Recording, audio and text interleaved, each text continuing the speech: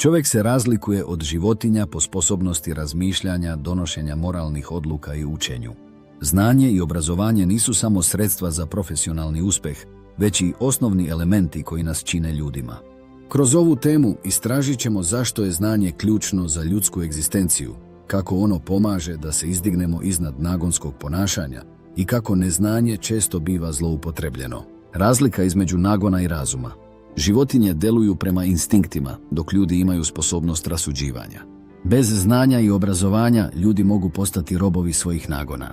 Ovo se često manifestuje kroz impulzivna ponašanja, nepromišljene odluke ili zanemarivanje dugoročnih posljedica. Ukoliko vam se ovaj video dopada, lajkujte, pretplatite se na kanal, komentarišite ili podelite. U komentarima su dobrodošli svi predlozi i sugestije u vezi sa budućim sadržajem na ovom kanalu. Uloga obrazovanja u izgradnji ličnosti. Obrazovanje nije samo prenošenje informacija, već oblikovanje karaktera. Ono nas uči kako da prepoznamo prave vrednosti, kako da razlikujemo dobro od lošeg i kako da donosimo odluke koje su korisne ne samo za nas, već i za druge. Zloupotreba primitivizma.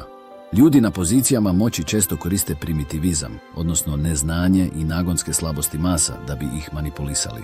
Ovo se često vidi kroz propagandu, dezinformacije ili pozive na destruktivne akcije pod krinkom da su korisne za društvo. Na primjer, istorija je puna primjera gdje su ljudi pod utjecajem ideologija vođeni u ratove ili nasilje, verujući da čine dobro. Znanje i kritičko mišljenje su ključni da bismo se oduprli takvoj manipulaciji. Neznanje kao oruđe manipulacije. Kada ljudi nemaju pristup znanju ili ga zanemaruju, lako postaju plen za lažna obećanja. Manipulatori koriste ljudsku želju za sigurnošću ili pripadnošću da bi ih naveli na dela koja su često u suprotnosti sa njihovim pravim interesima. Zbog toga je obrazovanje osnovni mehanizam zaštite od manipulacije. Primjeri iz Biblije. Kralj Solomon je tražio mudrost od Boga, a ne bogatstvo ili moć. Zahvaljujući svojoj mudrosti postao je jedan od najpravednijih i najpoštovanijih vladara. Njegov primjer pokazuje koliko je znanje vrednije od materijalnog bogatstva i kako mudrost sprečava zloupotrebu moći. U Starom Zavetu mnogi proroci su upozoravali narod Izraela na zavedenost idolopoklonstvom koje su često promovisali moćnici. Ovi primjeri pokazuju kako su mase bile manipulativno vođene ka pogrešnim vrednostima zbog nedostatka znanja i vere. Primjeri iz svakodnevnog života.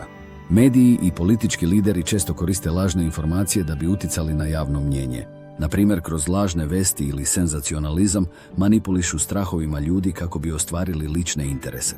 Mnogi društveni problemi, poput diskriminacije ili nasilja, opstaju jer ljudi nisu dovoljno edukovani da prepoznaju prave uzroke tih problema. Obrazovanje pomaže da se ljudi oslobode predrasuda i postanu imuni na manipulaciju. Zaključak. Znanje je svetlost koja nas vodi kroz tamu neznanja.